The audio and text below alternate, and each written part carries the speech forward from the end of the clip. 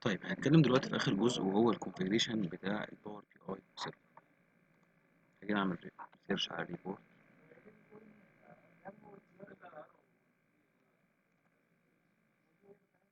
ريبورت سيرفر كونفيجريشن مانجر.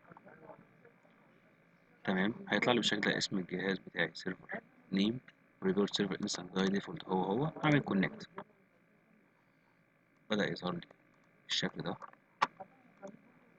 انا عملت كونفيجريشن بس احنا هنعمل كونفيجريشن مره كمان عشان اوضح لك الستبس اللي موجوده.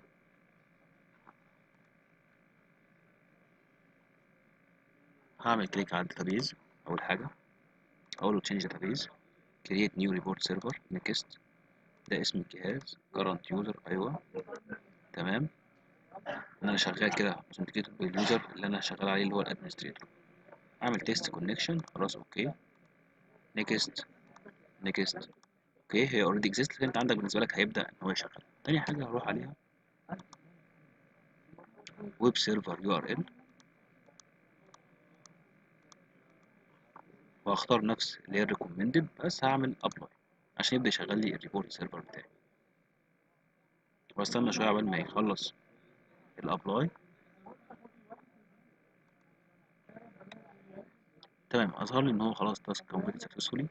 عندي يو ار ال اهو، هعمل كليك عليه، لسه ان افيلابل. هعمل برضو ريفريش، لسه السيرفر ما قامش. ريفريش مره كمان، هفضل اعمل ريفريش لحد ما السيرفر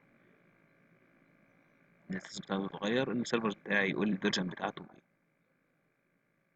فهو لو ظهر معايا سيرفرز ان افيلابل في اول ما افتح اللينك هو لسه السيرفر بيقوم. تمام، فما تخضش ان حاجه زي كده ممكن يكون السيرفر بتاعي ما يحدش عمليه الابلاينج او الكونفيجريشن. طيب اسيبه بس حوالي دقيقه.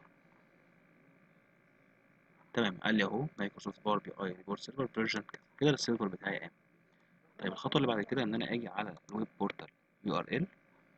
تمام، اللي هو ده اللي هو المفروض ريبورتس، واليو ار ال بتاع الباور بي اي بتاعي، واعمل ابلاي كمان هنا عشان يقوم لي الباور بي اي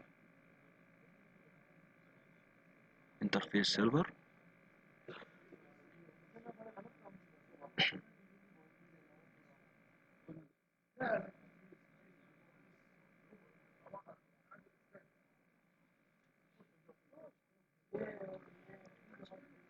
اوكي،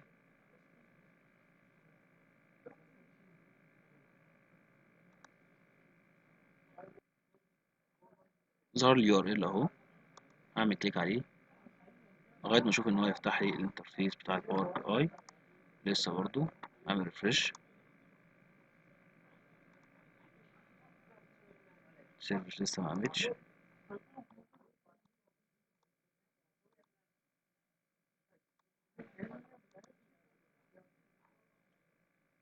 ريبورت سيرفر ويب بورتال، فتح لي البورتال بتاع الباور بي اي سيرفر. كده انا عرفت اعمل انستليشن للباور بي اي سيرفر. وهو ان انا لو عايز اعمل نيو فولدر بعمل فولدر مثلا،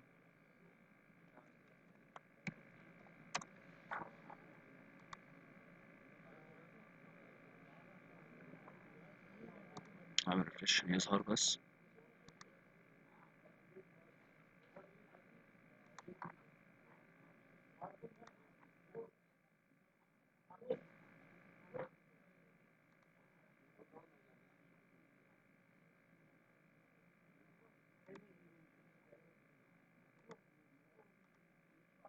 اوكي، الداشبورد بتاعتي اهي ظهر.